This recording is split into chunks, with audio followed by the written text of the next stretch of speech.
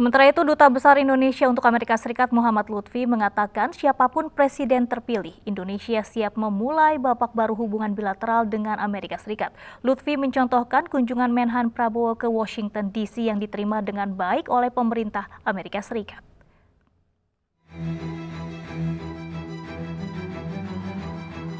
Pemilu Amerika Serikat yang berlangsung pada Selasa waktu setempat menjadi fokus perhatian dunia saat ini.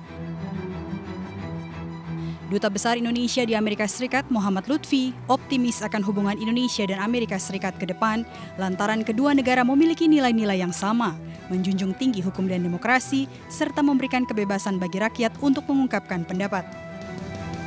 Karena empat nilai dan norma ini, saya merasa bahwa Indonesia dan Amerika Serikat akan akan berdiri sama tinggi di kawasan maupun di dunia sebagai, kalau istilah saya ini, sahabat lama yang baru gitu loh. Jadi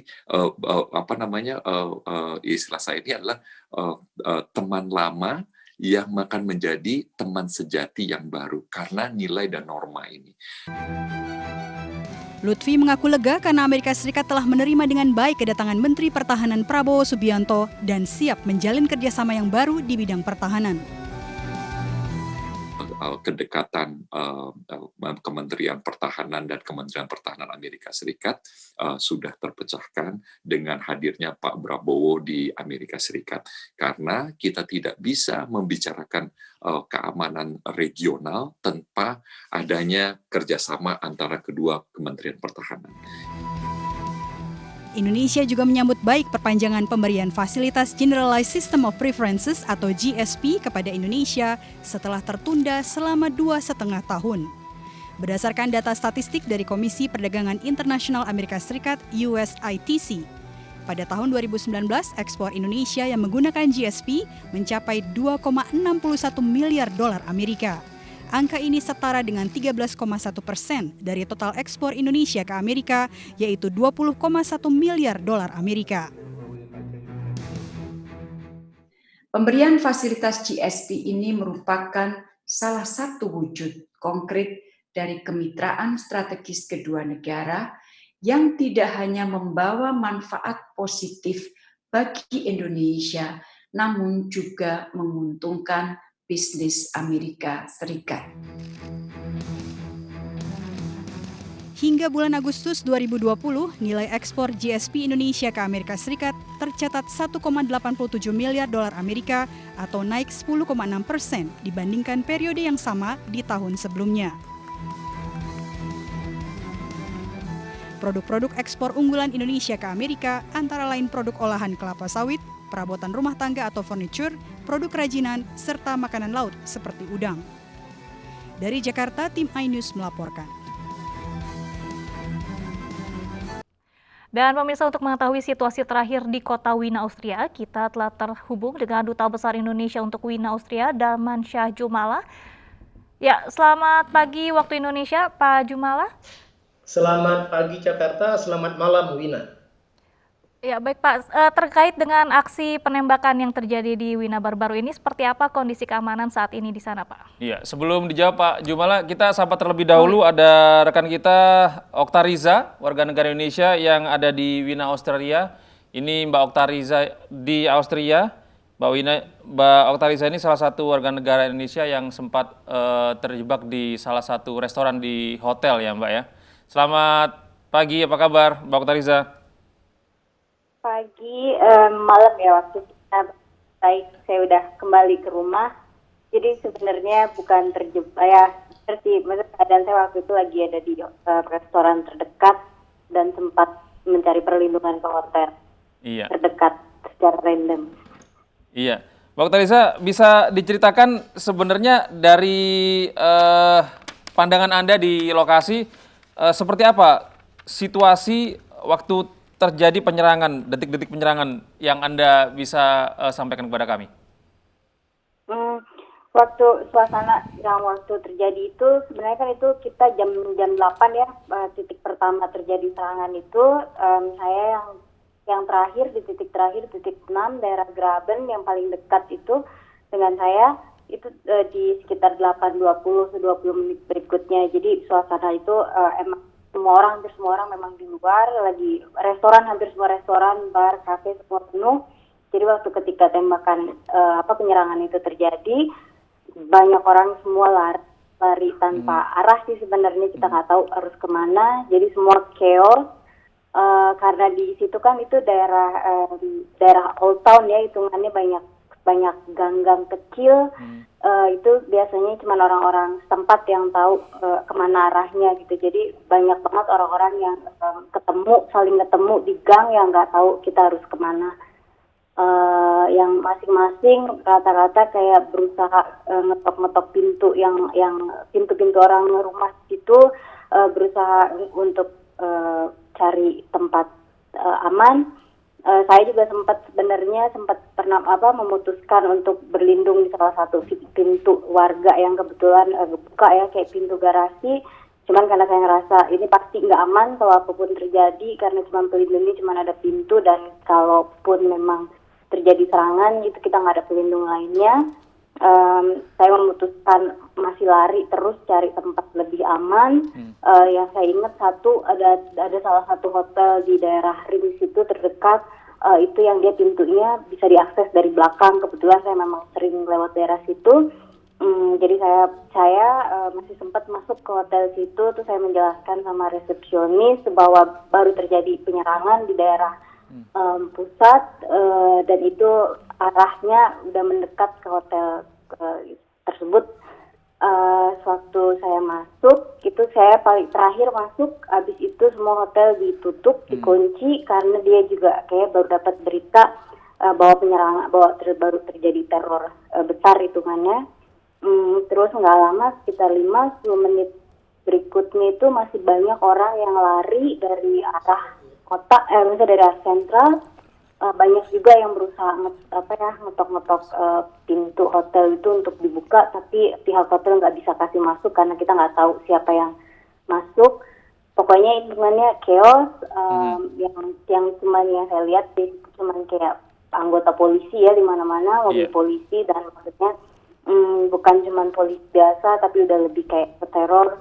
Teror atau polisi anti teror dan lain-lain. Baik, Pak Oktariza, kita beralih ke Pak Darmansyah.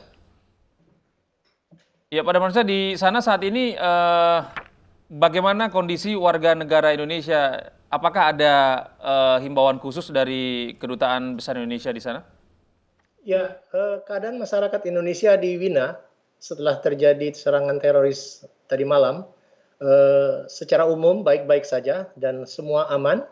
Tidak ada yang mengalami cedera atau mengalami hal yang berarti.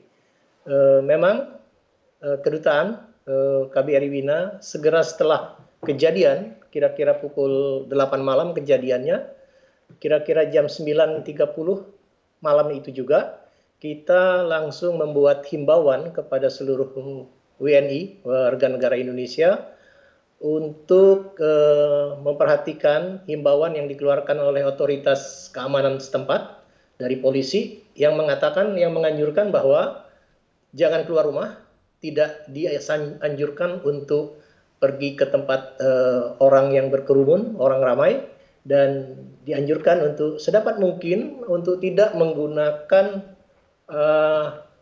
public transport, karena dikhawatirkan akan terjadi hal yang tidak diinginkan. Meskipun public transport tetap berjalan seperti biasa. Pengetatan ini berlangsung berapa lama, Pak Dubes? Ada jangka waktu tertentu? Mulai tadi malam sudah diberlakukan, dan ini akan ditentukan kemudian. Tidak ada ketentuan yang pasti sampai kapan keadaan waspada siaga ini akan diberlakukan. Tetapi kalau kita lihat dengan keadaan kebetulan sekarang lagi keadaan lockdown, saya kira masyarakat pun akan mematuhi peraturan dan himbauan dari aparat setempat, kebetulan juga karena ada lockdown ini. Baik. Pak Darmansyah, apakah kejadian ini kemudian membuat rumah-rumah ibadah yang berada di sana juga ikut dijaga ketat atau mungkin ditutup? termasuk beberapa bangunan-bangunan yang vital seperti biasa ada SOP itu ketika terjadi ancaman terhadap ketahanan negara dan keamanan negara, kita dengar bahwa pemerintah juga menurunkan pasukan untuk mengamankan objek-objek vital dan bangunan-bangunan yang diperkirakan akan menjadi sasaran. Oleh karena itu, kalau kita simpulkan memang pemerintah sangat serius menangani masalah ini dan tidak saja polisi tetapi juga armed forces ikut diturunkan.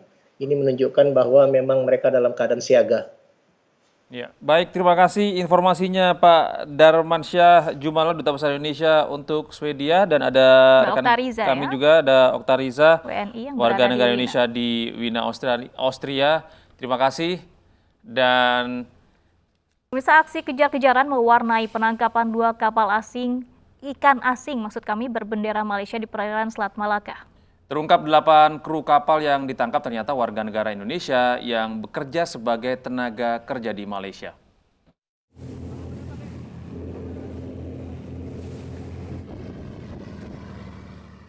Kementerian Kelautan dan Perikanan menangkap 2 kapal penangkap ikan berbendera Malaysia di perairan Selat Malaka.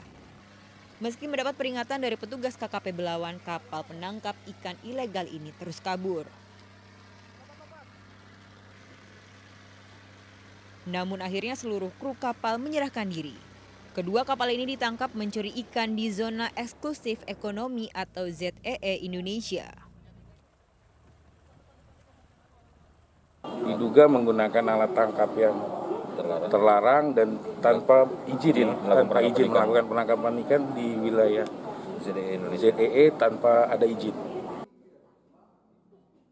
Dari pemeriksaan ternyata 8 kru kapal dari 2 kapal berbendera Malaysia adalah warga negara Indonesia yang menjadi tenaga kerja di Malaysia.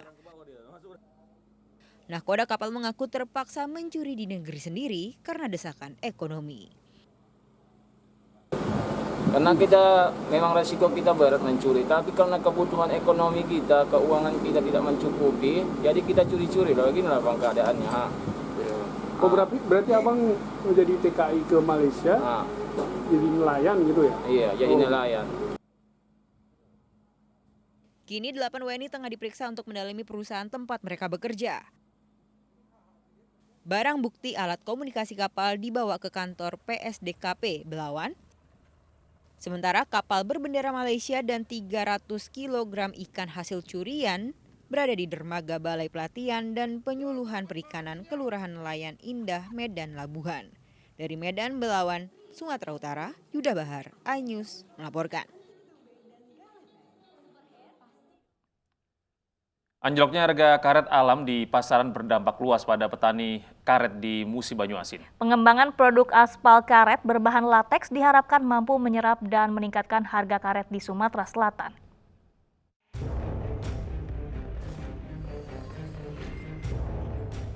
Uji coba pengaspalan jalan menggunakan produk aspal karet berbahan lateks di Desa Muara Teladan, Kecamatan Sekayu, Kabupaten Musi Banyuasin, Sumatera Selatan disambut antusias warga.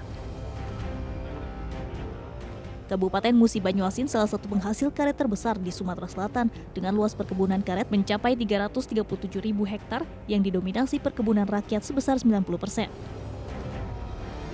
Dalam 3 tahun terakhir, petani karet menjerit akibat anjloknya harga karet alam di pasaran sehingga berdampak pada perekonomian warga. Oleh karena itu, pemerintah Musi Banyuasin berupaya mengembangkan pabrik aspal karet dengan serapan karet petani lebih dari 20.000 ton per tahun. Guna mendorong hilirisasi karet dalam pengolahan aspal berbasis lateks pravulkanisasi, 4 set peralatan di Kecamatan Sekayu dan Kecamatan Keluang kini sudah beroperasi setelah diresmikan Gubernur Sumatera Selatan Herman Deru. Untuk mengedukasi rakyat, mengolah tadi karet itu menjadi lateks, kami ada investasi memberikan alat sentrifugal itu di setiap kecamatan. Di Keluang sudah ada, tahun depan di Batatoman sama di Sekayu, untuk menutupi permintaan tadi. Inovasi aspal karet Muba mendapat apresiasi dan dukungan dari Kementerian PUPR, Ahmad Ghani Ghazali, dan komitmen dari semua pihak. Dari Musi Banyuasin, Sumatera Selatan, Edi Lestari, iNews melaporkan.